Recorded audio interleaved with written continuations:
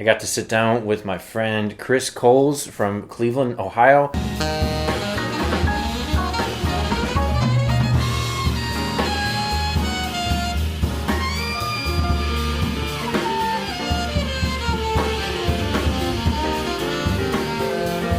Amazing alto player and somebody that I've admired his playing for a long, long time now. I want to say I met Chris around 15 years ago. I heard him playing at the Cleveland Bop Stop, a bunch of his own original compositions and some very challenging compositions from some of the top players in New York City.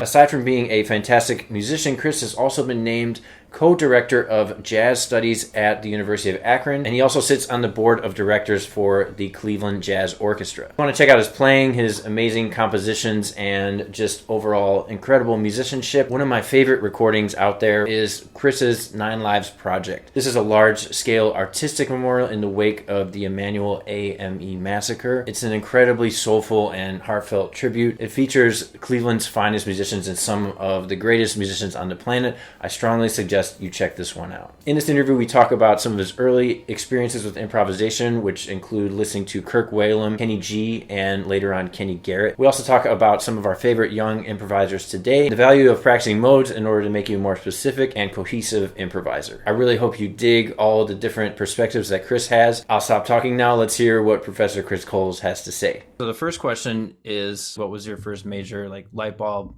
moment in your development where you're just like, improvisation is it and this is what I want to do? Man, so mine, I don't know, I think so everybody probably has a slightly similar thing, but for me, like my dad was really into singers. So like he really liked people like Nat King Cole in particular, really loved Nat King Cole. And my mom like heard that older stuff but was more into like the smooth thing, so she had a lot of records of people like Kirk Whalum and Gerald Albright. Nice. Even some Kenny G and whatever.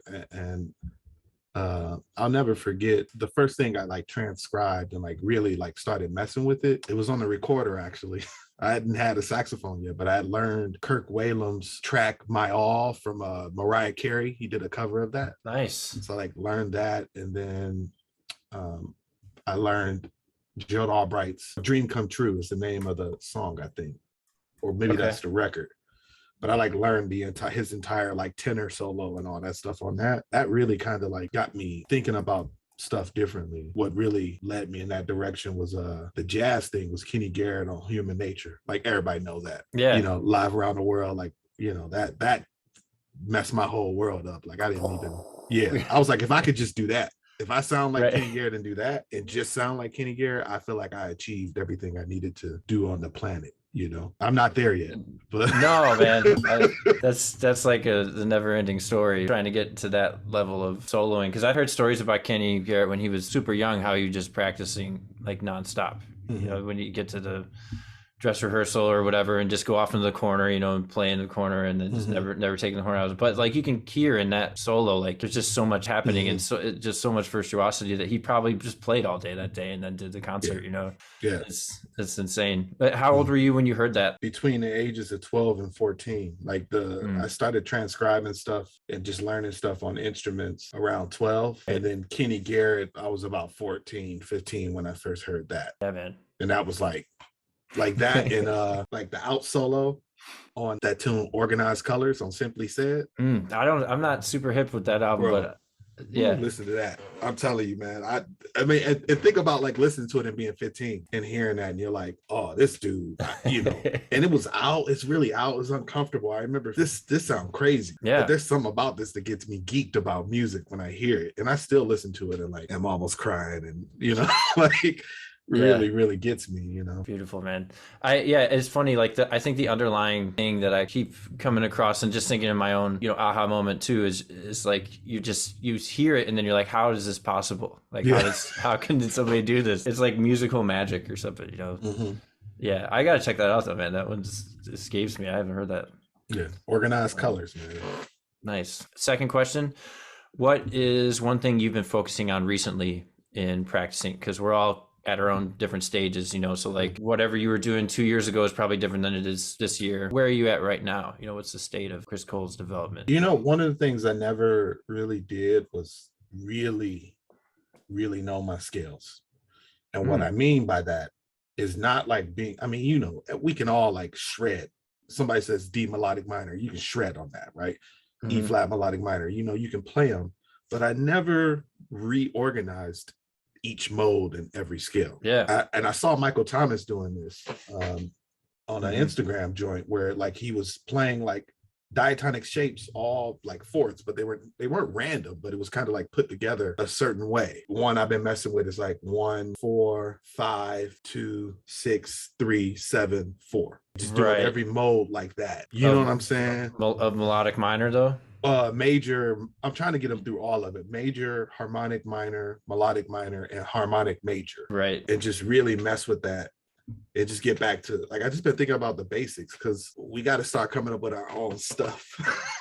Not coming up with our own stuff, but like childlike with diatonic shapes as Charlie Parker was when he was, because what he did was what he did in 1945 to 1955. So like, but like when you hear him practice, he's just working stuff out. I mean, it's like messing around with the sounds. So like trying to take that approach and just think real basic. Like it's not beneath me to like work on that and struggle through it because I've never done it. Yeah. So it ends up being exploring in some of those modes for sure. But when you practice it that way, I'm sure you get ideas for writing songs. Probably play a riff or something. Yeah. And it's just like opens your mind up. That's killing. Yeah. I haven't gotten there yet. I feel like I know what it is on paper. I could like, you can write it down, but like as far as actually know it, I feel that definitely. I mean, I just started a couple of weeks ago. It's if I like recorded it and send it to you, it's pretty sad. Actually, oh man, like it sounds great. I mean, it sounds good, but I'm saying like me being able to play it, I'm so far away from like being able to just think like that. When I listen to like some of the young players like my age today, a lot of them are like just thinking like that, or people like I really did like Michael Thomas or like Remy LeBeouf or like Emanuel Wilkins. It's like, man, like you could tell like they're not thinking about any of that. It's just flowing, but as a result of them working it out. Yes. So I'm just trying to develop my own version of what I see other people doing because I like it, and it's a departure from like what's been happening a little bit. It's still in the spirit of that, but it's like a little different, Yeah, you probably feel like it's part of the overall evolution. It's not something specific to, it wasn't like your idea, but it wasn't anybody's idea. It's just kind of everybody's has to learn this to be functional. Yeah. That's one I don't think many people are talking about, or a ton of people aren't. This is a great segue into the next one, and you might have already answered it. Who's the last saxophone player you listened to and thought to yourself, damn, this is really good? Emanuel Wilkins. Yeah. Like that dude, he don't sound like he's from Earth.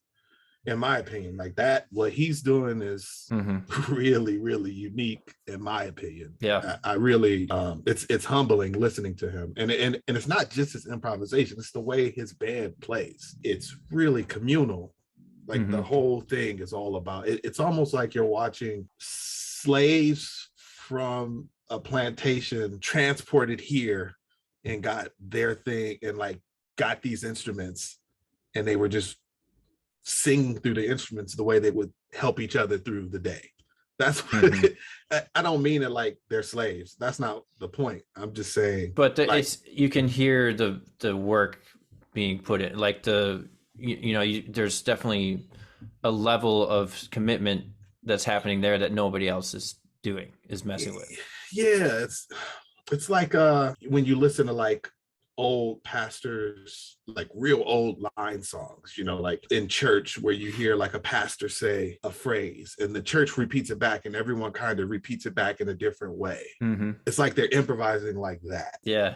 And that's like, that goes back to like, that's what I mean by like slave songs and like the Negro spirituals and old church, especially from like the South. Like I hear like that. And then I hear Philly, obviously, because they're all from, well, Emmanuel's from Philly. I don't know if everyone else is, but I hear like that East Coast kind of vibe too at the same time, Yeah. It's really, I don't know, like I can't put my finger on it, but not knowing him at all and hearing him makes me think of like church, how musicians in church deal with each other in a band situation, but then like Parker and Train and Ornette. Yeah. And in those bands, you know, like I hear like all of that. It's great. I mean, I haven't listened to a ton of Emanuel either, and I know some of the cats that he plays with or has lived with in New York. And from what I've heard, like him and Joel Ross especially dealing like a lot with different, you know, rhythmic elements and harmonic stuff. And I love that they can be so far out, you know, or so far advanced with what they're doing, but you still hear the roots, like you still hear the Charlie Parker and all the knowledge of, you know, the masters before them. But man, yeah, I gotta check out more recording. Grace and Mercy, man. Listening to that, I was like, whoa. A student of mine he was at Tri-C at the time, and I happened to be like teaching him that year. He brought that in and was trying to transcribe it. So we were working on it together. And man, the way they were playing over that, I was just like, yeah, like, you got it, Doc. Yeah, man. You know, it's really, really beautiful. Oh, I love that. Great answer, man. So totally unrelated. This line of questioning jumps around a little bit, but this one, what is your current saxophone setup? Reeds and mouthpiece? My tenor is just an old custom with an E1 neck from Yamaha, and I play one of those espresso mouthpieces. Oh, cool. 7-star with Rigatti medium light classics. And then my alto, I play a Gita Sax New York Meyer mouthpiece. Nice. Open at 7. Man, those things are smoking.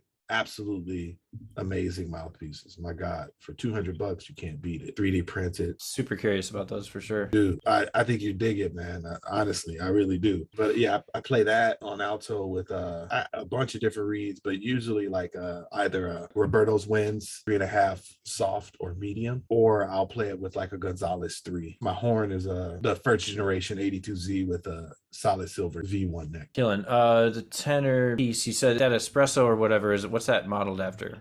It's the Joe Henderson, the short scroll soloist. Nice. Love that thing, man. That's great stuff, man. Cool. So 2 more questions. So what was your most memorable gig that you've ever played as a musician? Oh man.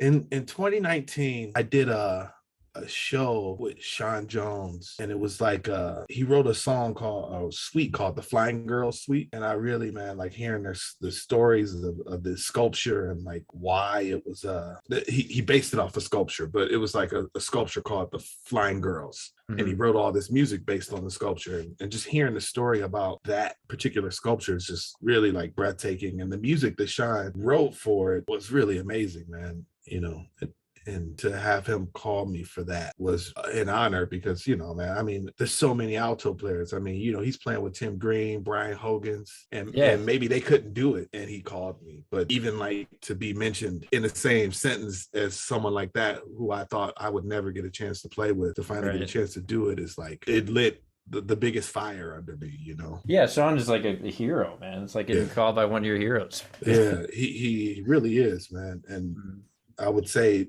along the same line of that is having him be a part of my recording project for the 9 Lives project. You know, just along the same lines, just like that, to have someone like that on something that I did was really amazing. And then I would say the gigs we did at Blue with Sam Blakeslee and his large group, that scene for those 2 years was really amazing because I was playing with all my friends, you know, and then like made friends with people from other parts of the country as a result of that too. And it just changed. I don't know, like I got a chance to hang out with people and see what everyone was doing in other places. And it kind of just changed my whole perspective. It made me realize that like, it's good to be everywhere, but it's great to be here too. Yeah.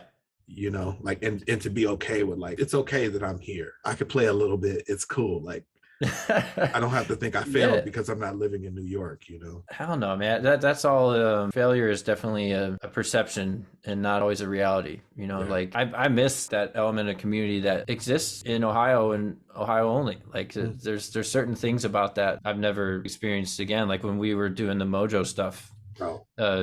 Back in those days, like that, it was different. I mean, it was raw and like not super organized sometimes, but it was so fun. I mean, I'm sure it happens in New York somewhere, but probably cats that have been living here, you know, and grew up here that are doing that stuff, you know. So I get it. That's a beautiful answer, man. That totally makes sense. Last question is, what other instruments do you play and how do they help your saxophone playing? The only thing I really play from a rhythm section standpoint is piano. I mean, I mostly just write at the piano. That helps. You know, it just opens up my ears to hearing new things I wouldn't have thought about or been able to like grab on my instrument because I don't have a way to justify it on my horn. Does that make sense? Totally, man. Because there's things that you do at the piano that you just would never think to do on the saxophone. But when you hear it on the piano, then you start to like, it's almost like a visual thing. I talk about this sometimes with students because we emphasize, you know, like being able to hear things so much and rely on our ears. But piano for me has just opened up the imagery that I get sometimes when I'm thinking of certain stuff, especially like those voicings and like wider intervals and things.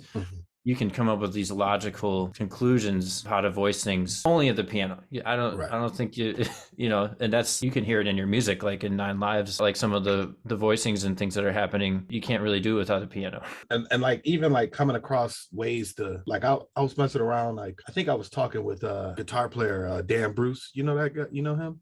Yeah, he's really amazing. But we were talking about like the 5 chord with the sharp 9 and like, what do you play over that other than like diminished sounds? And I was like, well, I mean, you know, you can do this and do this. I was like messing around. I was like, you know, like if you don't play the 7th and you play the 7th mode of harmonic minor, technically that could work. And like came up with a voicing for it. You know, like it's like stuff like that where you're just messing around and trying to like find different ways to justify what you're hearing. So like C7 sharp 9, you would play C sharp harmonic minor because it has all the chords it has all the notes other than the 7th.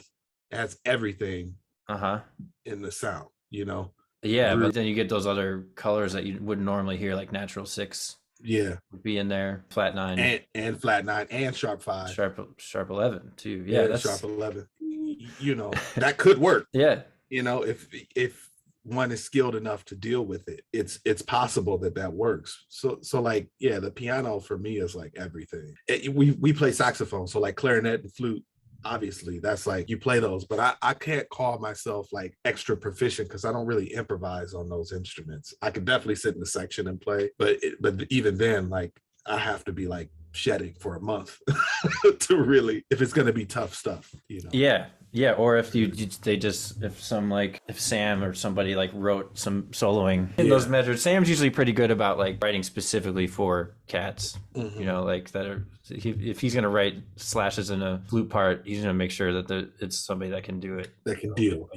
Don't do that shit to me. No, me neither, man. Unless you want to be mad. If you want to be mad at me, right. That's a very specific sound. The sound of frustration for me. That's part of your compositional palette.